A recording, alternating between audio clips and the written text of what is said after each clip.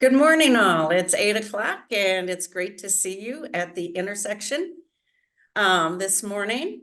I don't know about all of you, but I'm really looking forward to tomorrow. Because tomorrow we'll be into the weekend. I'm just really looking forward to just being there.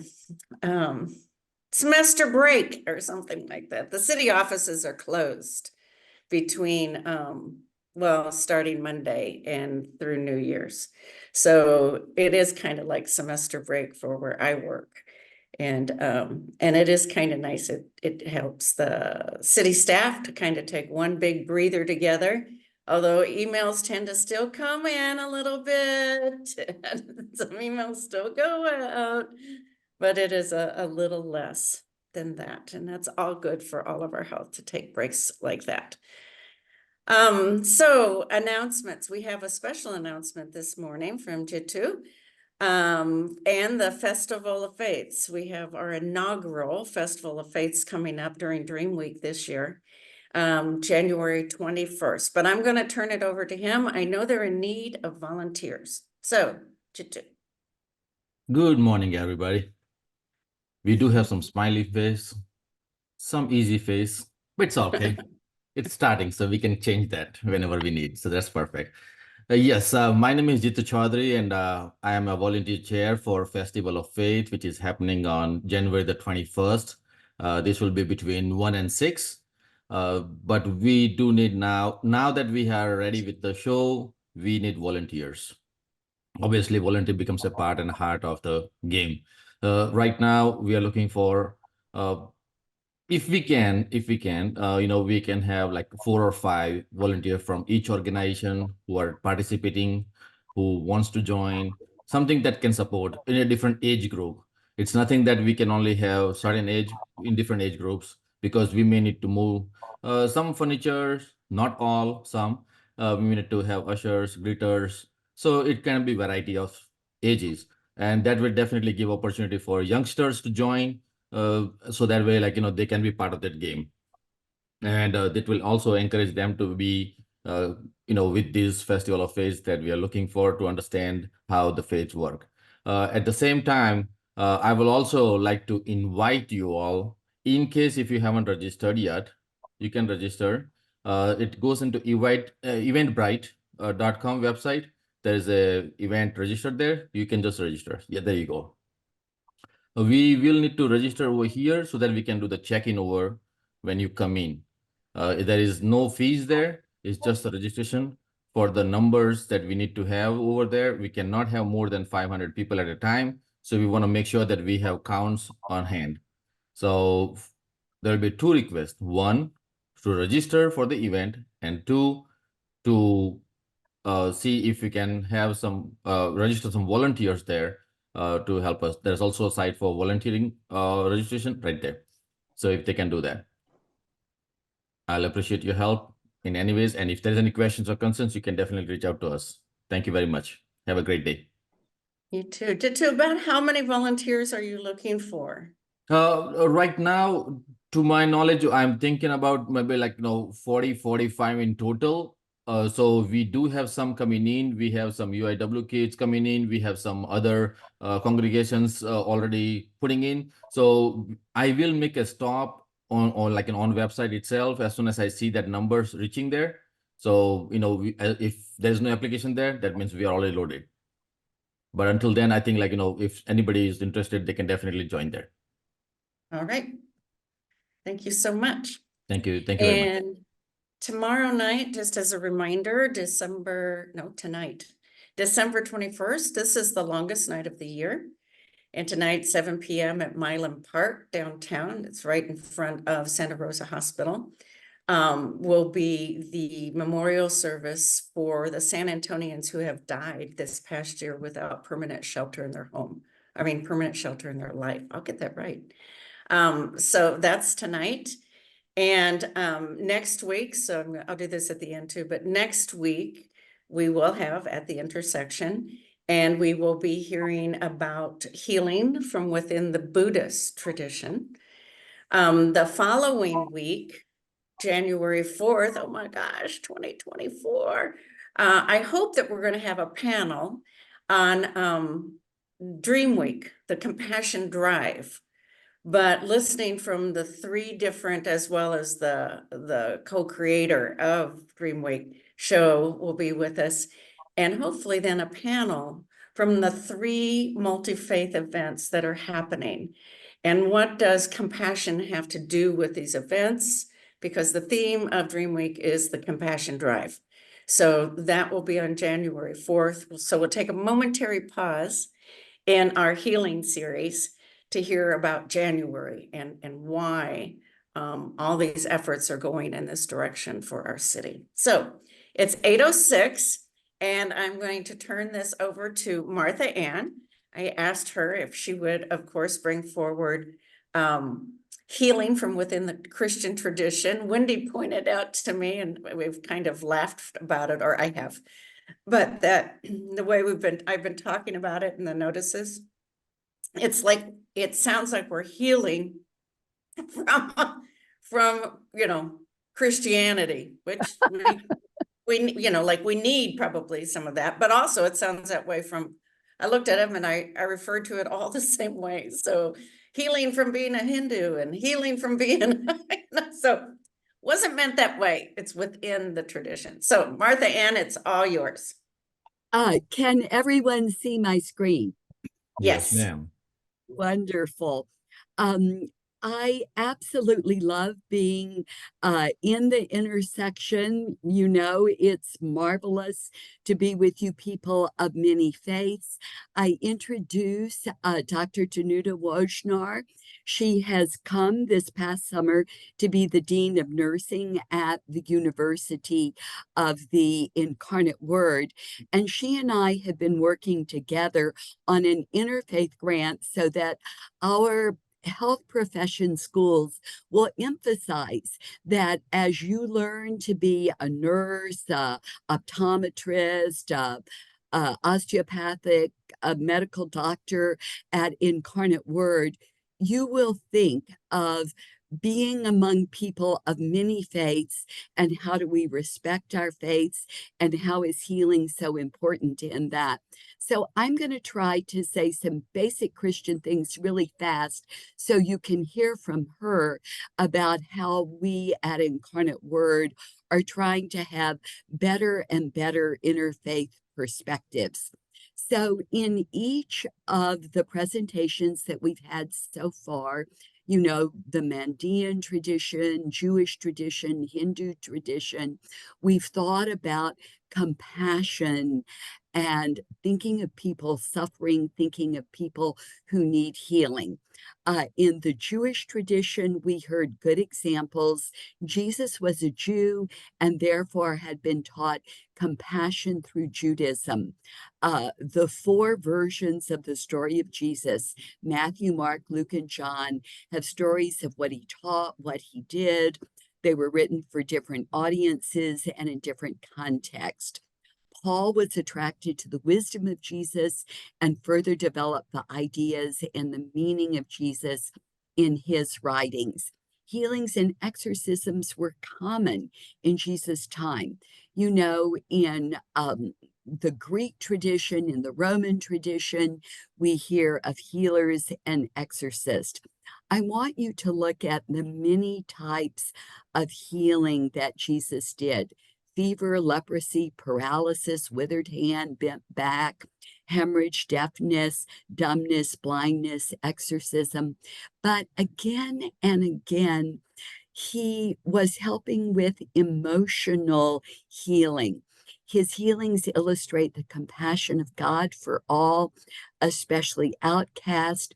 The source of Jesus' gifts as a healer was his experience of the sacred. Now, I'm going to look at all of you in the room today, and I am going to say, what is your experience of the sacred? I think that's why you're coming to At the Intersection.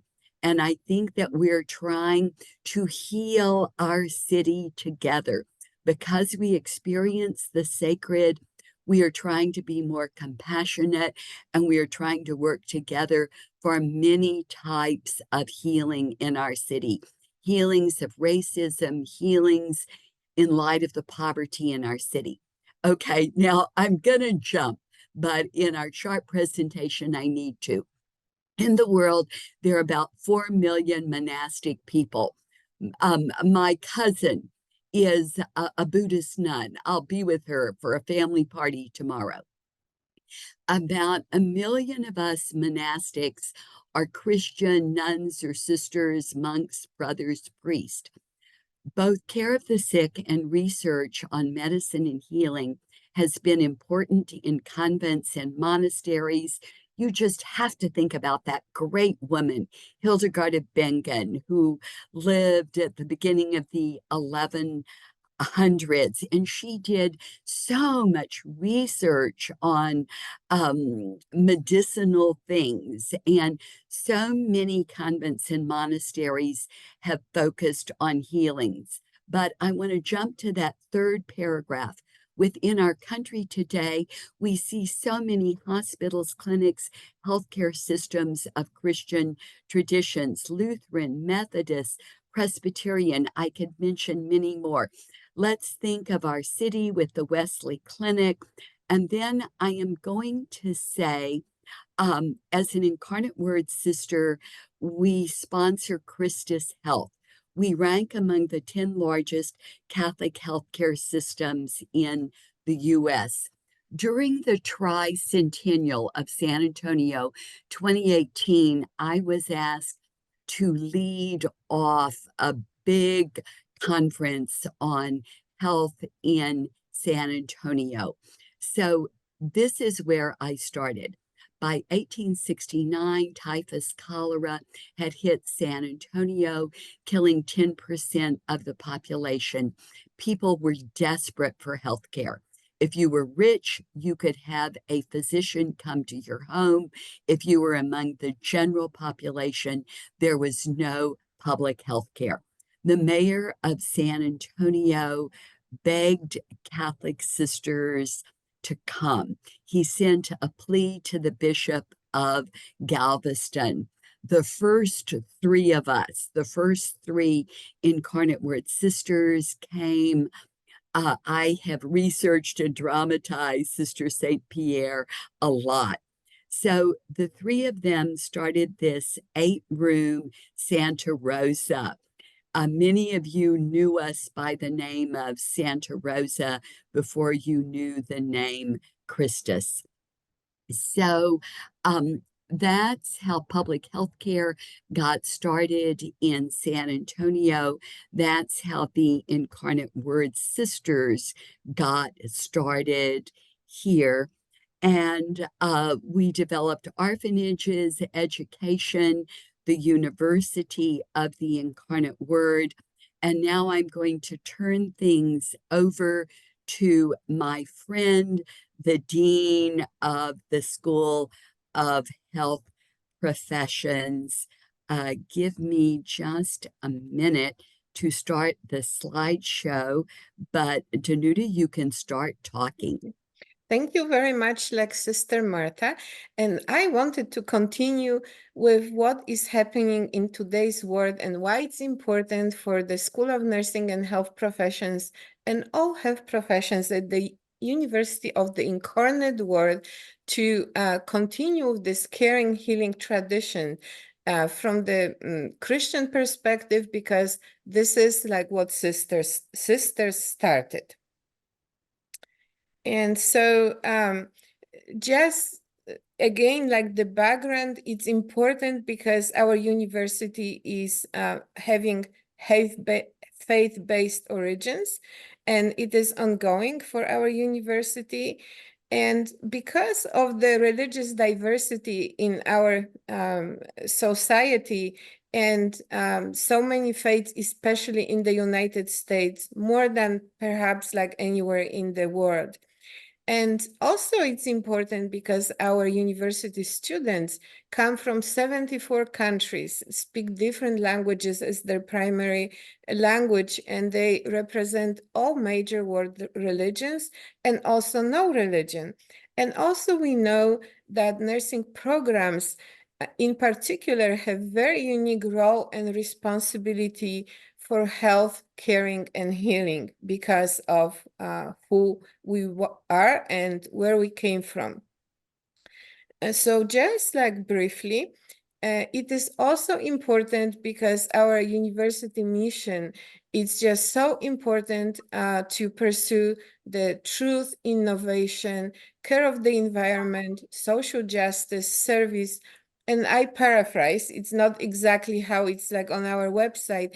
And some of the values that are super important in this context is the pursuit of truth, faith, and service to other.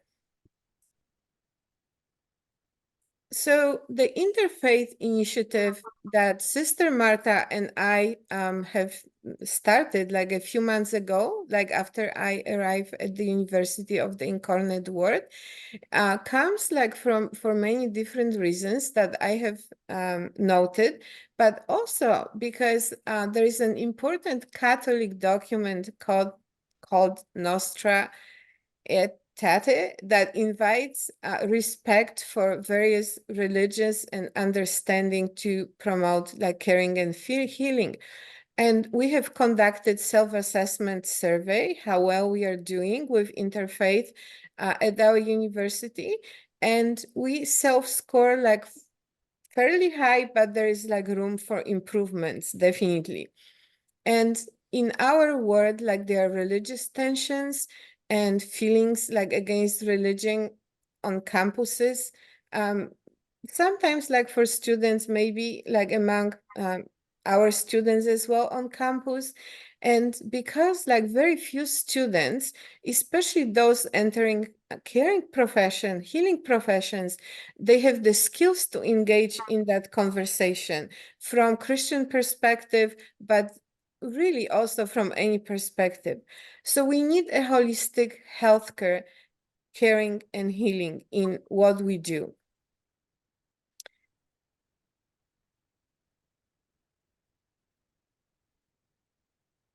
So let me just like talk like very briefly too about what is about the history like of nursing. It is just like so important. So in 19th century, what happened like with the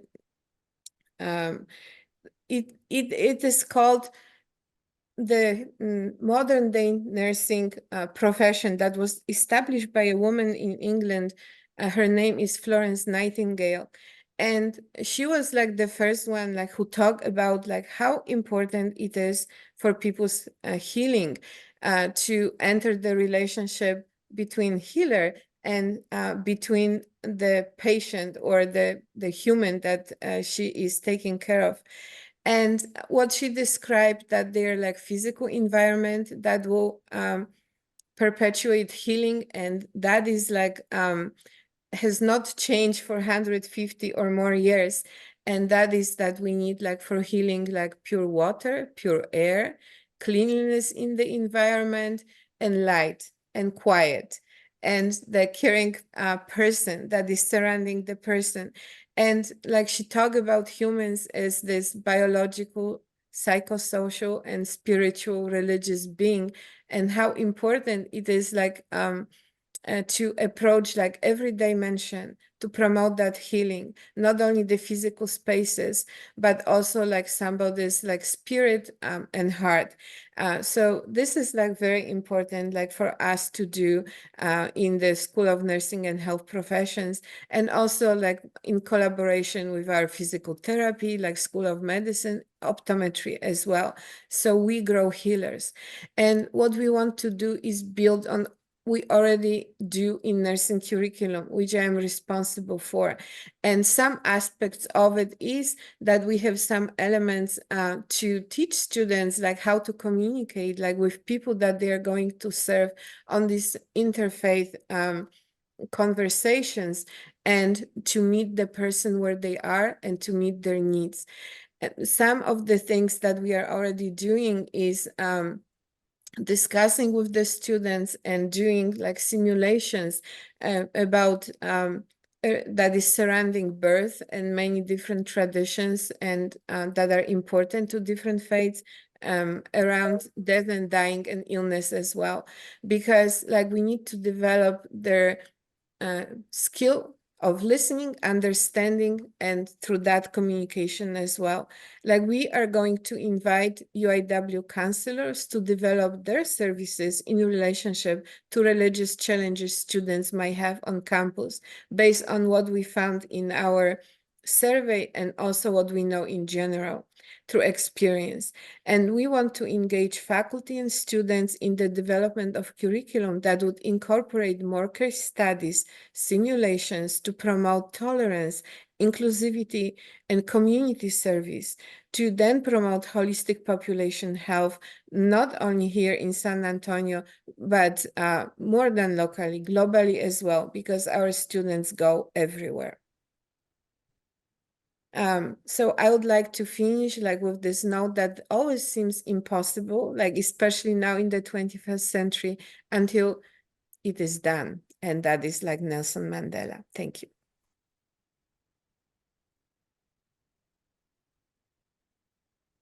You know what I appreciate thank- about this presentation this morning? A lot of good information, but I really appreciate how religion and faith, those traditions, you know, informed, right? The medical profession and then that growth. And then I think historically how there's almost this, not almost, but that whole separation of science, right? And religion, but how we're almost like in back circle, coming full circle in terms of holistic care. So we hadn't had that perspective totally before, and also makes me really proud of San Antonio, right? And the Incarnate Word sisters and the mayor at the time. Talk about, you know, we get the perfect intersection, right?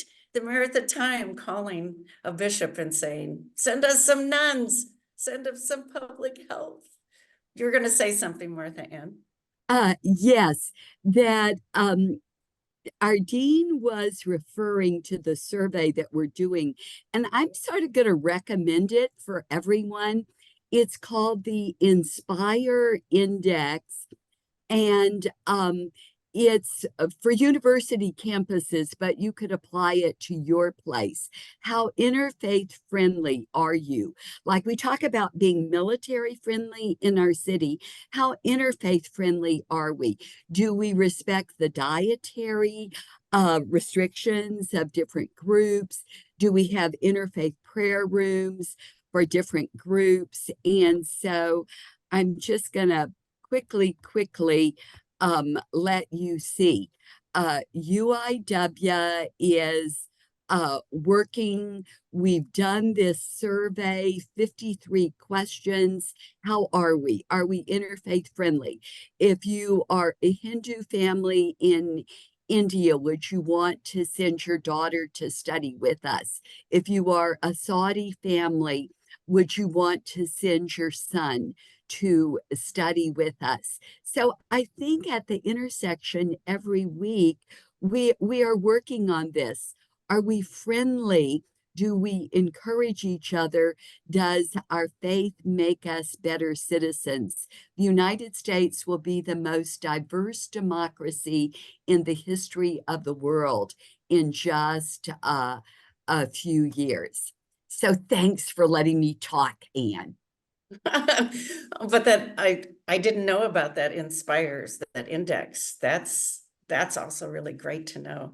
It also makes me think, this conversation, even about the utilization of the term interfaith and what it means, but also how people hear it and perceive it.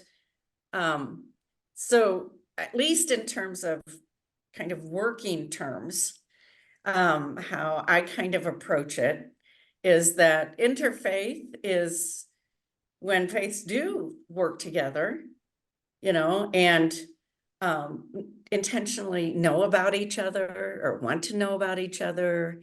But I do know some also talk about multi-faith, that we are many faiths. And so it's not as maybe interactive, but it's the recognition that there are many among us when we gather together, known and unknown, right? And so multi.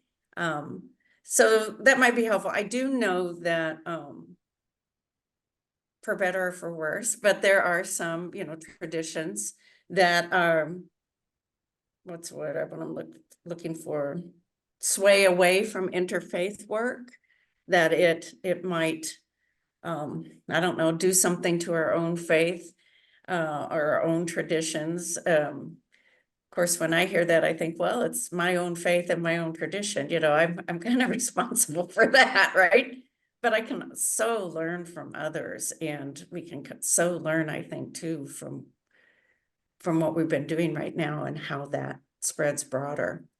I'm curious with the compassion work that's been happening in San Antonio, and frankly, it was Martha Ann who really brought the Charter for Compassion and those book reads. She was the first among us who started to knock at that door. I'm wondering, you know, UT Health, in their educational system with doctors and nurses and everything, there is a very strong required compassion component within the training. I'm wondering if there's something like that within UIW and nursing. You know, is there? Good question. So, you know, like definitely, like to be a healer, you need to be compassionate. And being able to do so requires like great attention to personhood, understanding that health and healing encompasses this caring environment. Caring means like compassion as well, being with the person, doing for, enabling, just like enable like the person as they are healing to heal to complete health, or to heal like in their declining health and peaceful death. So it is definitely part of our curriculum. So not only like, you know, the physical aspects of healing environment, but also like approaching this personhood and each person that we encounter in a holistic way. And when we recognize wholeness, like we all, and this is what we teach our students, like that they need, and like we as people like who help them learn that we embrace and we demonstrate the needs, not only biologic, but also psychologic, like social, spiritual health need, and just encountering the person basically where they are on their journey. Yes. Yeah, I was really kind of blown away. You know, when UT Health, we had about 12 teaching docs that went through compassionate integrity training.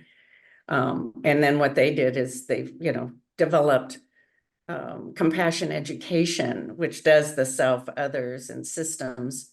And it's required, you know, by all their residents that they go through that. So we're making a movement here, right? Things are flowing through. I'm going to take a, yes, ma'am. I don't think we've ever done this, but could everybody write the name of their tradition they identify with in the chat box? I think we've got at least a dozen here this morning, and I think this always gives me strength to be among this group. Great, that's a great idea. And while everybody's doing that, we'll take this 1 minute pause at 8:29. And for those who need to leave because they have other commitments, thank you for being with us this morning. Next week, we will meet again, and we'll be hearing about healing from within the Buddhist tradition. And the following week, we're going to have a conversation with several people among us, as well as Sho Nakapodia, who is the creator of Dream Week, and we're going to be hearing about the Compassion Drive. And what does that mean in our city, but more importantly, within the many faiths within our city. So please keep showing up. I can't stress enough your role at the intersection, our role together, is to invite as many people to this time as we possibly can. It will help us as a city that the more of us who can learn together and be together like this, as Martha Ann began, what we're doing here is we're trying to heal an entire 7th largest city in the country. And I believe that this time together is critical and important to that healing. So any particular questions or thoughts? I'm just going to open things up to people. The questions for Martha Ann or Danuta. And Anne Marie, you asked the link to the invite for Festival of Faiths. Is that what you're looking for? Yes, for registering to Okay. volunteer. Yeah, I just wanted to get the right for which thing. Yeah, I think there needs to be a link to volunteer. It simply gives an email address to volunteer, and I'm trying to get more students to volunteer. So we can't settle that right now, but I think it would be helpful to have a link to volunteer. And I know There how is to a link. Yes, I just shared the link over there. It's in the group right before everybody started putting their faith. And I just put it in again. Yep. Okay, great, good, thanks. Any thoughts, questions for our presenters this morning? So good, so thorough, so wonderful. Danuta, we are so glad, you know, you were in Poland, you were in Canada, you were in Washington State, and you have come to San Antonio. And getting to know you, you are compassionate, you are a healer. And as someone who has been in San Antonio for just a few months, what wisdom, what ideas do you have for us? Oh, Sister Martha, I'm humbled. You know, like it really is like hard to say like what I have to the city. I find that like I am surrounded by healers. So I really love being in the new place, and I adapted very fast like to the new place. Like there's always room to do some good. Like I think it's this like education of the new generation of healers in medical professions, in nursing, in allied health, because like this is like what is going to be like with people like from birth through peaceful death, that group. So just like having that awareness, and you know, I mentioned that at the beginning of the slide, but I find that young people, like many, like I'm not saying that everybody, but many have difficulty to enter that conversation, to even know to say. Some have like aversion even to like any religion, because they associate it with something that may be like uncool or not. So and that's not everybody, but like, you know, a faction of our youth, and that's who we are educating. So I think is like leading by example, like entering those conversations, like making them like being comfortable through simulation environment that is a safe space and place to enter those relationships and that conversation. And then like when they face like people, like humans, persons, like in our communities, like that is like very important part of healing. I don't believe anybody can claim that you enter any caring, healing relationship if you have like no compassion, if you cannot enter that conversation and meet the person you are with where they are. Mm-hmm. Thank you. Thank you so much. And it was really fun and interesting to scroll through chat and see who is among us from the different traditions. Thank you, Martha Ann. Other thoughts or questions for this morning? And I wouldn't mind sharing a little story. So I worked at Intel up in Oregon in the Pacific Northwest for 8 years, and in at least that campus had a tradition of celebrating all of the religions of the folks that were working there. And so you may come in on a Tuesday and find the Diwali celebration going on or some other celebration going on, and they tended to have the campus cafeteria prepared the traditional foods for those. And so every week came and you got to experience another custom, another set of religions, another set of peoples. It was really amazing how the whole campus just embraced that togetherness. Intel. Yeah. Who knew? Who'd Corporation. Yeah, who'd have thunk, right? Yeah, exactly. Who'd have thunk? Although there was I'm trying to remember the initials. And it was growing, kind of a movement. I think it's like a CSO, Chief Spiritual Officer. It was a growing movement about 10 years ago in major corporations to have somebody in that position who was doing things like what you're talking about, but really being aware throughout the entire organization that was part of it, right? I don't know if that's still a movement. It's been a while since I don't think that. I think this was just the attendees at the site that we had. I came to work super early one morning, about 6 a.m. one morning, and as I walk in the door, I hear this enormous crowd cheering. Well, it was during the World Cup, and the campus had set up the big TVs in the cafeteria so they could watch the game that started at 4 a.m. local time. Just embrace the cultures. Let it happen. Right? It was. So people were making it happen themselves. Oh my gosh! Yeah. How exciting is that? What exciting is that? I am Billy. Thanks so much for sharing that.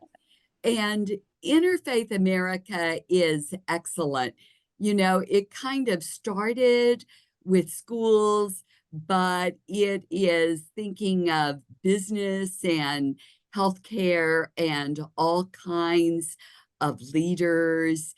And I will say that again and again and again, the University of the Incarnate Word has gotten grants from Interfaith America.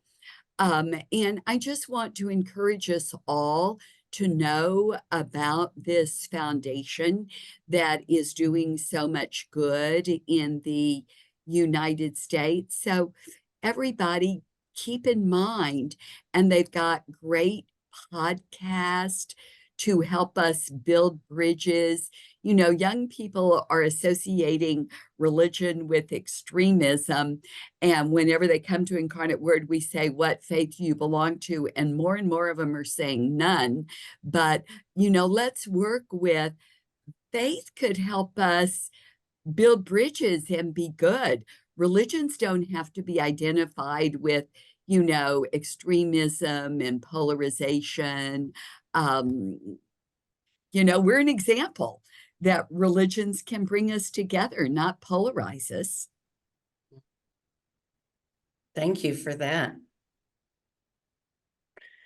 Any other thoughts? Questions?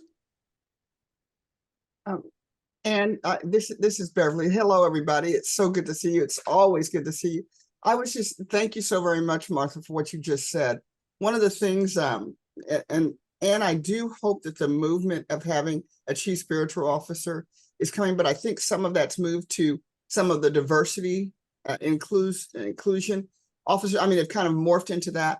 And we actually have a whole group in West around the country that is involved in that. And there's information from this whole collective of diversity officers and people in charge of that around the country. And I will send it to you and you can share it with others. But there's these wonderful things that come out about diversity, inclusion, religion, etc. And it's really, really pretty wonderful to see around the country just the different collective of how people are seeing what you had said, Martha. People, are strong in their faith, but not necessarily a specific brand, if you will, or a Lutheran or Methodist, but they are coming to the teachings, at least of the Bible, and saying, you know, this is how I should act and this is how I should govern myself. But I just I wanted to just really thank you guys for this. But I also wanted to share with you guys, not this past Friday, but the Friday before that, on the East Side, we had a holiday festival, and we celebrated all of the different religions, and in terms of just having people come out to celebrate the holiday season. It was wonderful. We did because on the East Side, we've never really had a light up, a winter wonderland of any kind. You've always had to go out of your community to see it.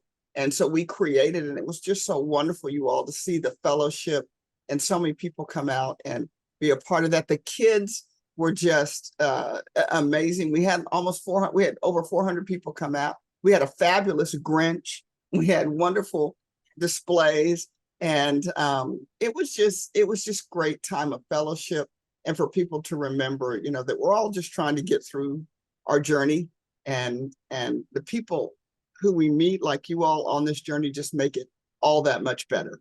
And thank you guys for making my journey all that much better. Be careful there, Beverly. You know, forming community can be dangerous, right? What a wonderful But thing. it really was. It was a gift to it really was our gift to the community.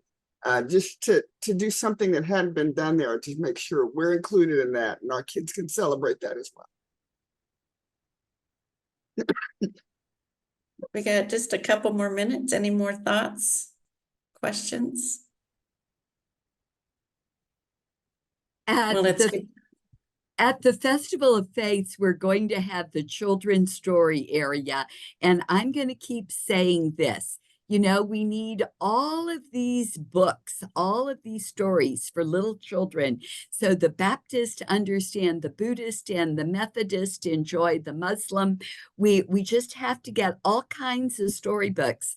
And so the World Heritage Site, Mission Concepcion, has the Pilgrimage Center that's got a great collection that I'm working with, but I want more. I want more books, more storytellers. So I'm putting my name in the chat box.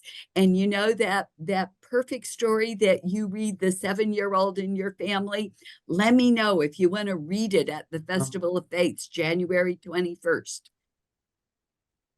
Thank you. Well, thank you all for being here this morning. Have great weekends, and I will see you next Thursday morning at the intersection. Thank you. Right. Have a good one. Happy holidays. To you Happy too. holy days. Thank you. Happy holy days.